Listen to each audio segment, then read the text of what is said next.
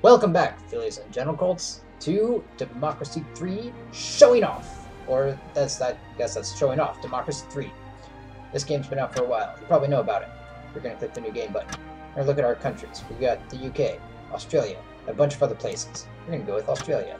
But just so you can see them, look, all sorts of places. You can pause the video, look at the statistics if you want. There you go. Germany, Canada. Yeah, absolutely. Canada's got lots of maple syrup. France, lots of Catholics. Australia. Canada, US, lots of countries. Just look at them. They've got tons of statistics there.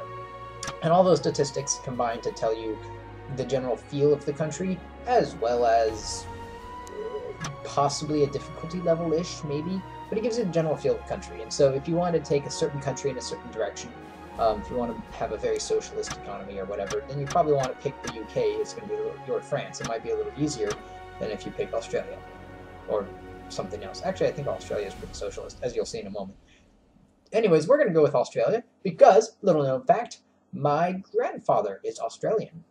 So I am a quarter Australian. We are the People's Front, and of course, our opponents are the People's Popular Front. Can't have that. You'll see there's a bunch of things in here about term length and term limit. That affects how many turns you can play through the game, what sort of government or what sort of governments you have, monarchy, a lot of other things there. You could have paused the video and looked at them all. Difficulty sliders. Do people have to vote? Blah, blah, blah, blah. Alright, we've been elected. I'm skipping over a bunch, but we've been elected. It's all done in post-production.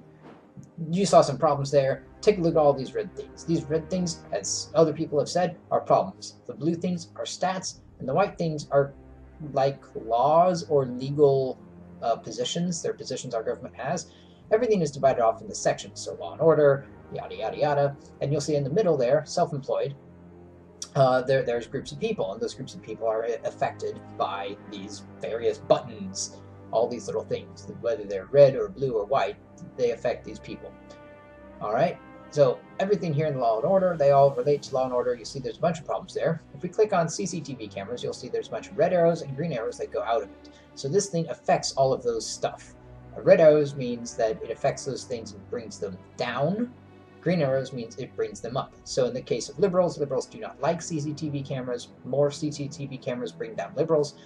However, they bring up conservatives. So there's a balancing act there. You can also see that they bring down the antisocial behavior and vigilante mobs. If we go over to antisocial behavior, we'll see that it's really poorly affecting conservatives. They hate that. Alcohol consumption is really feeding into antisocial behavior. And police force is helping to bring it down, as are the cameras, and antisocial behavior feeds into crime. It also negatively affects tourism, so if we can get rid of that antisocial behavior, we'll help out tourism. To do that, we could increase the police force, increase cameras, and decrease alcohol consumption. And that's basically it. There are other ways, of course, to change that. Sure. Vigilante mobs, you'll see that crime affects the vigilante mobs a lot. Police force brings them down. Racial tension improves them. CCTV cameras bring them down. So if we could diffuse racial tension, which is something I didn't notice during the actual video, so on and so forth. You see here, organized crime.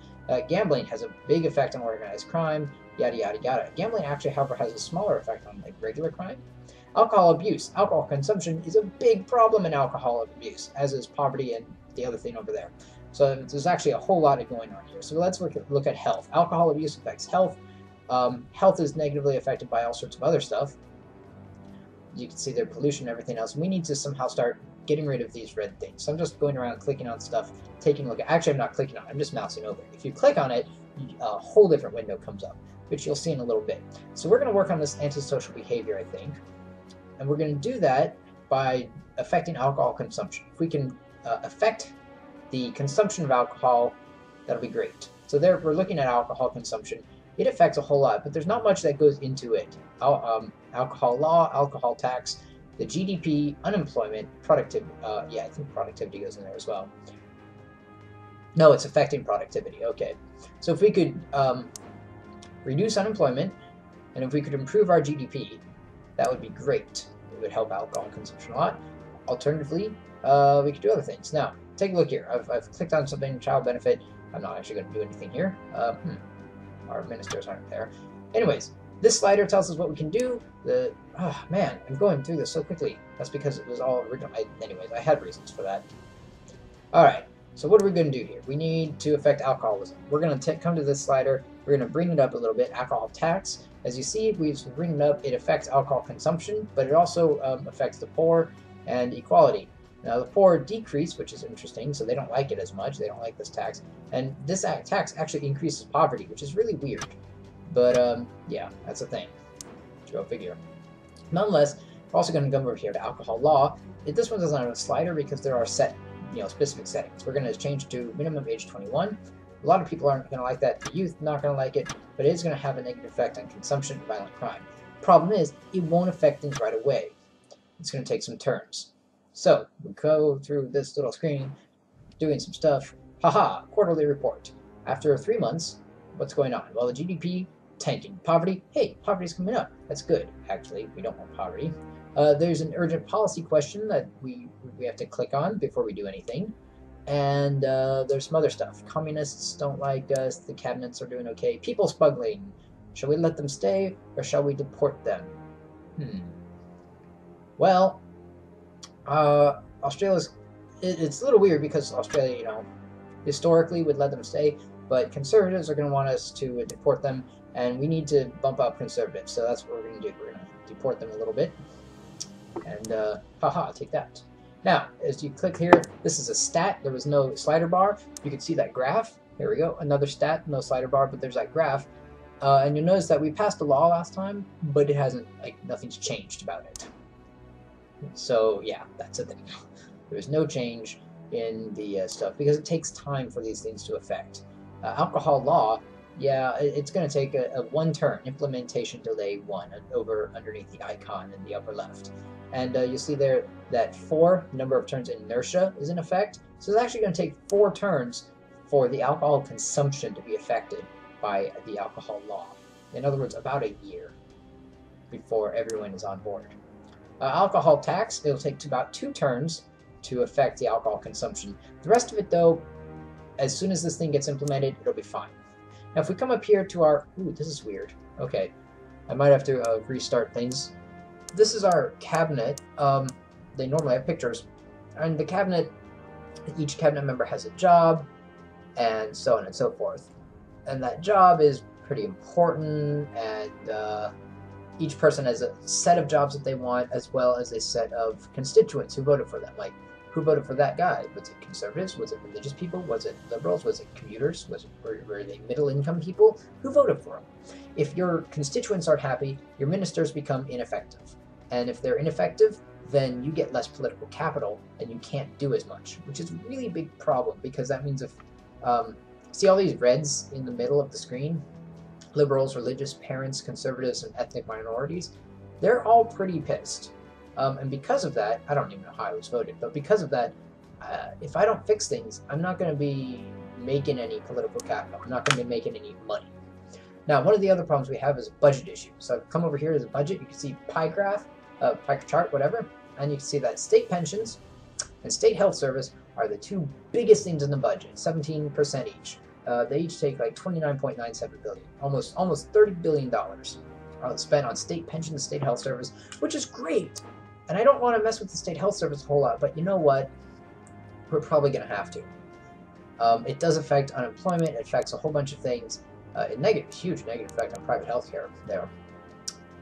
But it's really, really expensive. And then if you go back and take a look before we clicked into all this, we have a massive deficit of several billion. It was 12 billion, now it's 7 billion. I think we just decreased something, that's why. So we have a massive deficit that we need to reduce. Some tea. Yes. Now, unemployment having a big effect on our GDP, or it's being caused by our GDP. GDP is affecting unemployment. If we can improve the GDP, we can improve unemployment. The GDP, however, is really hard to improve because everything that affects it to such a small degree. And GDP is hugely affected by the private sector. If you can improve the private sector, your GDP improves greatly. So if you're going to run an economics game, which you need to have some mind of, then you've got to take a look at what can you do to improve the GDP. And one of the things we can do is we can improve technology, and we can improve science funding. Now, science funding is not popular, but take a look at that. If we improve it all the way, a whole bunch of things go up. If we disimprove it? Whatever that, decrease it. Yeah, it's really cheap, but a lot of reds. So if we can get just a few greens into electron microscopes, we don't need particle accelerators here in Australia, although we have lots of room for it. We're just not that rich. We can't afford it. 12 billion something. So we're going to revert changes. We're not going to do anything yet. But we need to think about that. If we could improve science funding, move some stuff from the health service over to science funding, that should help out the GDP anyways. You know, we have this massive deficit that we need to do something. I guess actually it's only, I thought it was 12 billion for some reason, but maybe it was only 7. It's 7 billion at the moment. You can take a look back at see what it used to be. So we're gonna have to reduce this this thing, and it's gonna hurt. Look at that. Look at that. A lot of things go down. It's not good. Poverty that helps out poverty, and that helps out the capitalists as well. But most importantly, look at that. Lowering is so expensive. Lowering is 26 political capital, so people really don't want to do this. My computer says I have an update available, but I don't care. Taking a look at some other stuff. Man, I really want to improve this science funding, but we've got to get rid of some other stuff first. And I don't want to mess with state health service, but oh well. Oh well. Alright, so here we are. We used a bunch, I think, to get rid of the pensions or something. We used a bunch to do something. My capital went down. Looking at new policy ideas. There we go. Yep. Very nice. Yes. Whatever. Keep going. Blah, blah, blah, blah. Da, da, da, da, da. New policy ideas. We'll see why those are important in a moment. It's because we need tech. We need tech. Ban same-sex marriage? No. You know, hey, poverty's come up. That's good. Or no poverty's come up, I guess. We still have major economic problems. The communists are taking nonviolent action against our policies, and a minor budget deficit of 400 million, but that's not a cause for concern. I mean, it's still a deficit, but it's a huge improvement. You know, within half a year, we've cut the deficit down to almost nothing, comparatively. Yeah, we have no business interfering in this, I think. Yes, we're going to allow these marriages here, unless I click on the wrong one. I think we should allow the marriages. There we go. Boom. Political statement in a video. Take that, Australia. Conservatives probably not going to like that a whole bunch. The retired, you'll see, went down. Ethnic minorities have gone down. So people are not happy. But that's okay. We're going to improve that as we go along. We're going to fix things up a little bit here and there. Let's see. State housing. What can we do about state housing? Well, not much. We've only got 29 political capital, so I don't think we're actually getting a whole lot. Some ministers must not be too terribly happy with us. Now, state schools are really expensive. Look at that. Costing us a lot, but it's a big thing on our education. Our education is one of the things that are going really well with us. So, if we have to cut this so we can make room for other stuff, all right. But I really don't want to cut this. But we've got to spend money somewhere. You're just not going to be able to do anything in this game without spending money. And that does mean that things have to be cut. If we could get a surplus, though, then we could start reducing our debt. That would be nice, because our debt is really big, and that's really bad for, you know, things.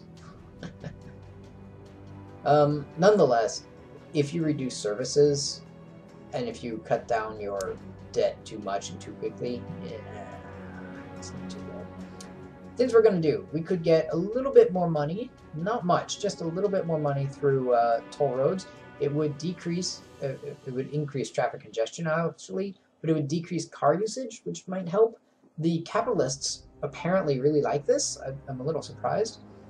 And commuters, actually. This improves commuters for some reason, though it disimproves motorists. So there's an idea, although it's just not much. Road building. We're spending a couple billion on that, so we could get rid of 2 billion, about. And, you know, it decreases car usage. The environmentalists like us a little better. The motorists don't. So yeah, it's not good. It's apparently also helps out with traffic congestion and something. I'm not sure. I haven't looked at that stat yet. It does, however, contribute to unemployment, which is a problem. So, yeah, that's a thing. So maybe it was the right decision, maybe not. But we will have a surplus coming up, assuming I don't put anything in that takes lots of money, which, of course, I plan on doing, because you have to spend money in this game. Yes, that's true. Alright, science funding. Can we improve science funding? I gave us 2 billion. Can we improve it? Maybe by half a billion? Maybe by 1 billion? Yes? 1.5 billion? 2 billion? 2 billion is fine funding. Oh yes, just barely into electron microscopes. Alright. We're just barely to get all these red things into green, basically. 7 billion. Okay, so there's a little 2 billion about, give or take, maybe a little over. Just enough to make all that stuff green, which is really good. Policy ideas. What can we do? We could have food stamps. It's pretty popular. Economy, work safety law, whatever. Plastic bag tax, maybe that's important. Health food subsidies. See, I don't think we'd get a whole lot of money out of it, but not a bad idea. Faith school subsidies, no thanks. Rick's Discrimination Act, that's a good idea. I haven't done that yet. Telecommuting initiative. It costs a little bit, but it might help people stay home. So hey, that would help out with the road building stuff. Welfare fraud department. That could also help out a lot too. And interestingly, if you make it really high, then you can actually get money out of it. It's pretty popular. Conservatives and middle income like it. The poor don't, obviously. But we're just going to boom all the way in there. We'll get a little bit of money out of it. Not much. Not much. Just a little. But we'll see what happens next time. So thanks for watching and keep on trying.